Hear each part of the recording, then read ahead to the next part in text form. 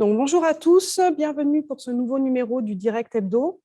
Le sujet que je vais traiter aujourd'hui est donc quels sont les critères d'un bon investissement pour mes clients. Alors, sous-entendu, comme vous le savez, on en a largement parlé ces dernières semaines. Le dispositif Pinel tel qu'il est en vigueur actuellement vit sa dernière année dans les conditions actuelles. On sait qu'à partir de 2023, il va y avoir des modifications qui sont plus ou moins connues. Donc, je ne vais pas m'étaler sur les conditions futures. En tout cas, ce qu'il faut savoir, c'est qu'effectivement, sur cette année 2022, il y a des affaires à faire avec le dispositif comme il est en place actuellement. Et justement de pouvoir travailler là-dessus. Donc, on avait fait différents directs mensuels pratiques. On avait fait un rendez-vous aussi spécial Pinel avec un kit prospection qui vous avait été proposé avec tout ce qui était flyer, mailing, guide d'appel, donc pas mal d'outils pour vous aider à travailler sur vos bases de données de prospects, de clients, mais également faire de la prospection.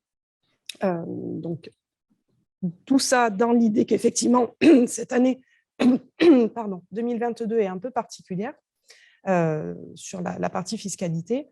Et donc, pour rebondir sur les critères d'un bon investissement pour mes clients, pour vos clients en l'occurrence, parce que moi je n'en ai pas, c'est vous mes clients. Donc, un bon investissement doit répondre à l'objectif ou aux objectifs de l'investisseur. Donc, il est important pour vous, en tant que professionnel, de connaître quelles sont ses motivations. Pourquoi souhaite-t-il investir dans l'immobilier? Quel est son but à moyen et long terme, au-delà du critère défini par le budget d'investissement? C'est vraiment tout l'intérêt d'effectuer une bonne découverte approfondie. Je précise bien, pas seulement une découverte, une bonne découverte approfondie. Il est vraiment important de cerner votre client, de comprendre, comme je viens de le dire, les motivations, le pourquoi, le comment, le combien, d'être vraiment dans le questionnement pour cerner précisément et d'apporter à la suite, évidemment, la réponse la plus pertinente et qui collera le mieux à ce que vous aurez déterminé au moment de la bonne découverte approfondie. Alors, sur les critères d'un bon investissement, on va faire ce matin un zoom sur les investisseurs d'un logement nu. On ne va pas parler de meublé, qui est encore une autre partie et d'autres spécificités. Vous l'aurez compris parce que j'ai fait un rapport avec le Pinel. Hein. Quand on parle de Pinel, on parle de logement nu. Donc, je parle uniquement de l'investisseur qui achète un logement pour en faire un investissement locatif nu, donc pas sur du meublé. Alors, quelles vont être ses motivations? C'est vraiment ça que vous avez besoin de comprendre et de cerner au départ.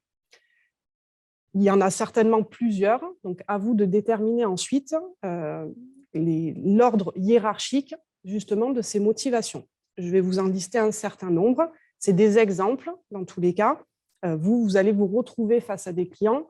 On le dit souvent, chaque client est un cas particulier, donc tout le monde ne rentre pas dans les cases. Quelles peuvent être donc les motivations de votre client? Première motivation, se constituer un patrimoine, ce qui revient très régulièrement, avec donc la solution d'acquérir un bien sur la durée. Deuxième motivation, se constituer un capital et ainsi de pouvoir récupérer une somme d'argent en cas de revente. Je dis bien en cas de revente parce que ce n'est pas le but in fine de tous les investisseurs de revendre. Troisième motivation, sécuriser sa famille. Et là, les éléments qui peuvent être présentés sont donc l'assurance prêt et également les revenus qui sont sécurisés par des assurances locatives. Quatrième motivation, se constituer un revenu futur avec le besoin de compléter sa retraite par des loyers perçus quand le prêt sera soldé. La question de la retraite, elle revient très régulièrement, notamment avec ce qu'on a connu les dernières années sur les réformes qui ne sont pas en place ou qui ont en tout cas du mal à se mettre en place. Donc, c'est un point qui revient très régulièrement. Cinquième motivation, économiser sur les impôts à verser au profit justement de la constitution de son patrimoine.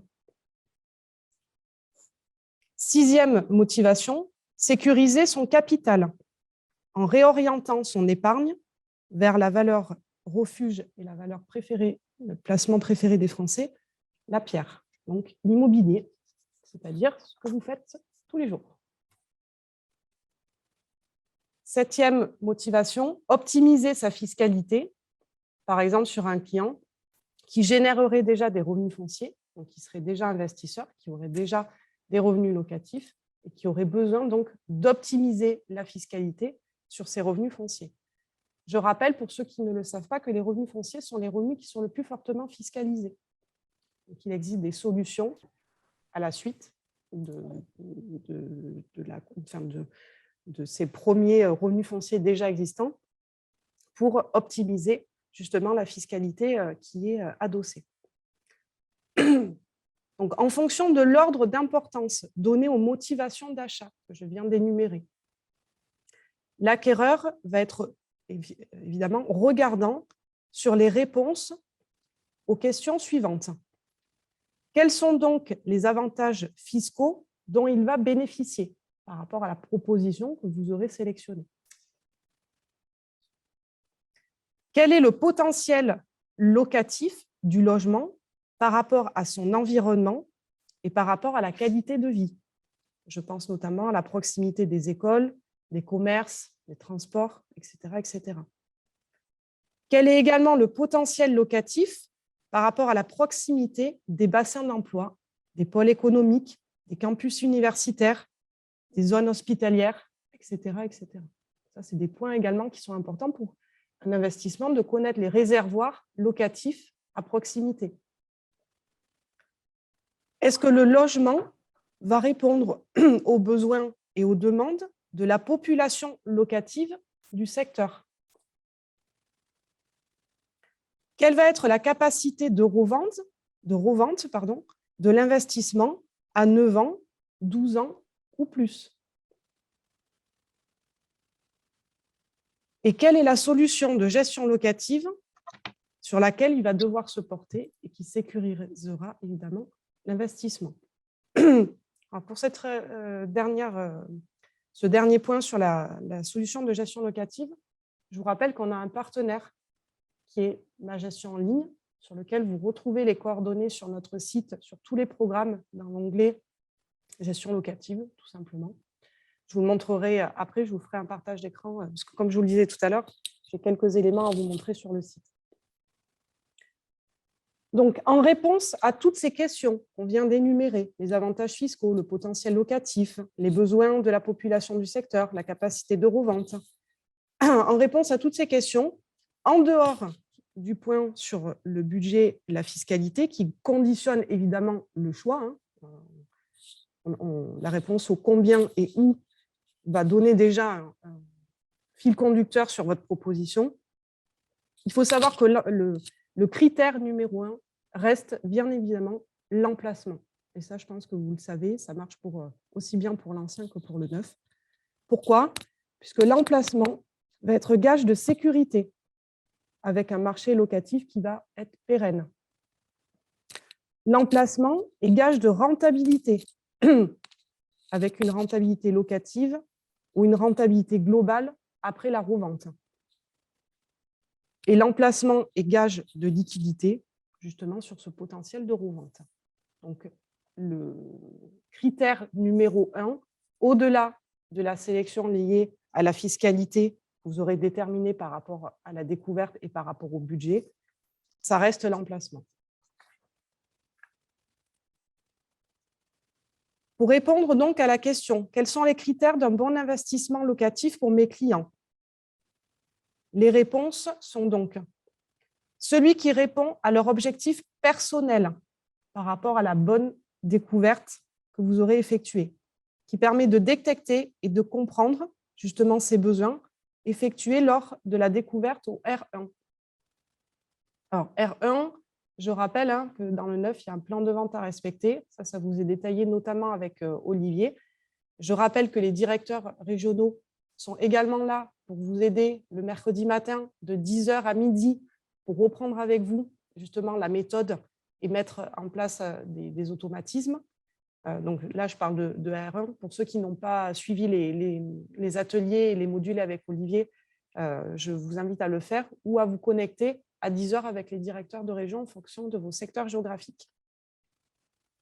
Pardon, j'ai fait une petite parenthèse.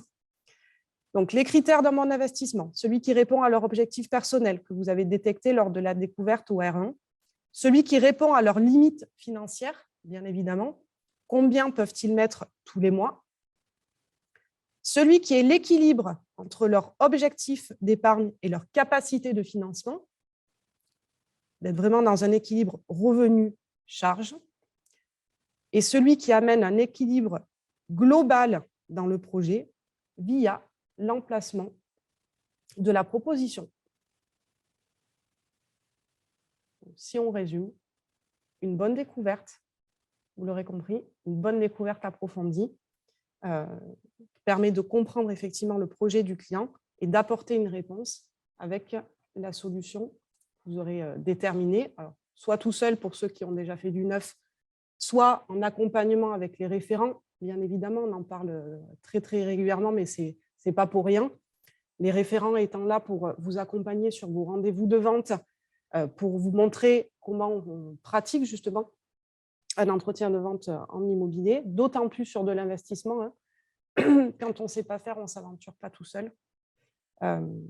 Donc, les référents sont à votre disposition en relation avec les directeurs de région. C'est à eux que vous adressez la demande et ensuite, c'est eux qui vous mettent en relation avec le référent de votre secteur en fonction du projet, si c'est pour de la résidence principale ou pour de l'investissement locatif.